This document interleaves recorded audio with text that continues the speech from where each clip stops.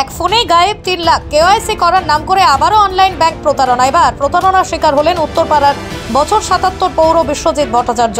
Online প্রতারণার শিকার হয়ে সর্বস্ব হারালেন কলকাতা বিশ্ববিদ্যালয়ের প্রাক্তন কর্মী। আধুনিকতার সঙ্গে বদলাচ্ছে দুনিয়া, ঠিক সেইভাবেই বদলাচ্ছে অপরাধ জগৎ। আগে একটা সময় হামেশাই খবরে শোনা যেত চুরি ছিনতাইয়ের ঘটনা, কিন্তু এখন ডিজিটাল ভাবে চুরি। এমনই এক ঘটনার শিকার হয়েছেন উত্তরপাড়ার বিশ্বজিৎ ভট্টাচার্য। এ বিষয়ে বিশ্বজিৎ ভট্টাচার্য তিনি বলেন, সিনিয়র সিটিজেন হিসেবে অ্যাক্সিস ব্যাংক থেকে বিভিন্ন সুবিধা পাওয়া যায়, সেই কারণেই অ্যাক্সিস ব্যাংকের অ্যাকাউন্ট করেছিলেন। প্রথমে একটা ফোন আসে কেওয়াইসি করার জন্য, তিনি নারাজ হলেও হিপনোটাইজমের মতন বিশ্বাস অর্জন করেন প্রতারকরা। তারপরেই ফোনে তাকে বলা হয় একটি ছবি দেওয়ার জন্য। এই বিষয়ে চন্দননগর সাইবার থানার এক কর্তা কি জানাচ্ছেন শোনাবো বিস্তারিত আপনাদের। 1 তারিখ ছুটি ছিল, 1 জানুয়ারি 2024 ছুটি ছিল।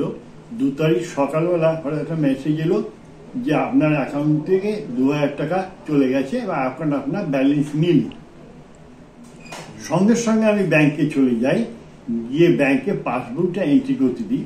পাসবুক এন্ট্রি করে দেখা যায় যে একদম ব্যালেন্স নীল করে দেখানো আছে। সঙ্গে সঙ্গে ওদের আমি রিপোর্ট করলাম, একটা চিঠি করলাম, ব্যাংকে দিলাম, দিয়ে তারপর ওদের ব্যাপারটা জানালাম। তারপরে প্রসিডিউরগুলো যা যা হয়েছে আমি সবই শুনে যা করেছিলাম, সেইটাই প্রথম আমি জানতে পারি। কদিন ছুটি থাকার ফলে কিছু জানতে পারিনি। আমার মোবাইলও আমার বন্ধ হয়ে গেছিল, হ্যাক হয়ে গেছিল, আমি কিছু করতে পারছিলাম না।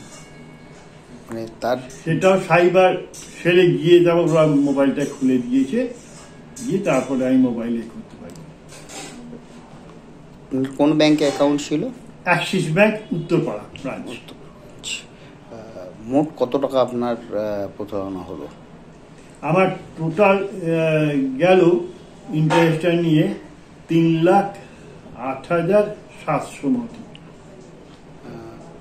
কি করতেন আপনি, কি কাজ করতেন? আমি কলকাতা বিশ্ববিদ্যালয়ের স্টাফ ছিলাম, সেখান থেকে রিটায়ার করি। এই যে এইভাবে আপনার এতগুলো টাকা চলে গেল, কি মনে হচ্ছে তারপর দাঁড়িয়ে? ব্যাংকে মানুষ টাকা রাখে নিরাপত্তার কারণে, সেখানেও নিরাপত্তা নেই, কি বলবেন? এইখানেই তো আমাদের প্রশ্ন, তাহলে আমরা যে সিনিয়র সিটিজেন আমরা কোথায় টাকা রাখবো? যা সামান্য আমাদের আছে, আমরা স্টেট ব্যাংকে আমাদের অ্যাকাউন্ট আছে, সেইখানে পেনশন আসে, পেনশনের টাকাটা তুলে অ্যাক্সিস ব্যাংকে রাখি। যেহেতু ঘরের কাছে ব্রাঞ্চটা আমার টাকাটা তাদের তো সুবিধা হয়।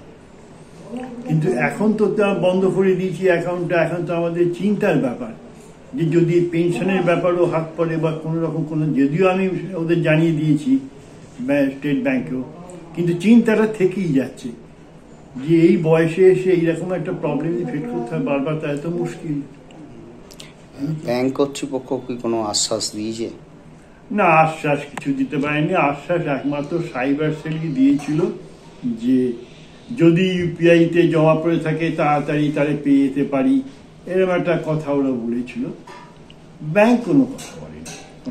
দেখুন, একজন মনোবিদ হিসেবে এটার যদি আমরা একটু চিন্তা ভাবনা করি, তাহলে এর একটা না সাইকোসোশ্যাল অ্যাসপেক্ট আছে।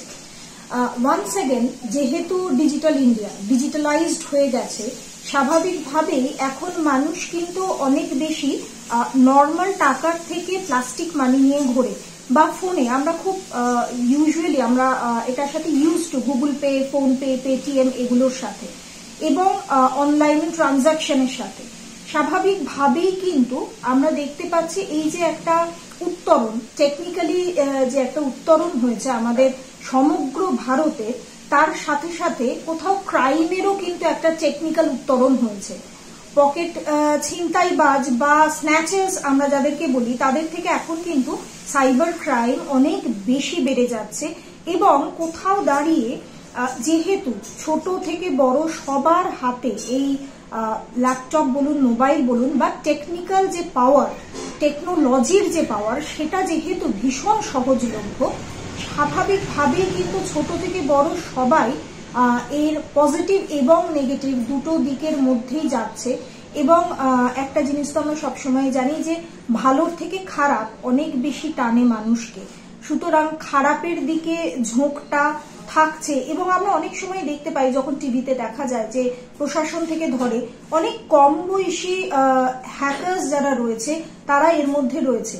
এথিক্যাল হ্যাকিং আমরা শুনেছি, বাট আনএথিক্যাল হ্যাকারের সংখ্যা কিন্তু গ্র্যাজুয়ালি বাড়ছে। এবং অবশ্যই এটার পেছনে কিন্তু আমার যেটা মনে হয় যে ওই ইনস্ট্যান্ট গ্র্যাটিটিউড, মানে কোথাও গিয়ে আমার ইমিডিয়েট দরকার, ইমিডিয়েট একটা গ্র্যাটিফিকেশনের দরকার, সেই গ্র্যাটিফিকেশনটাকে আমি স্যাটিসফাই করার জন্য ইমিডিয়েট বেসিসে আমি একটা কোনো কিছু কাজ করে ফেলছি ইম্পালসিভ ওয়েতে।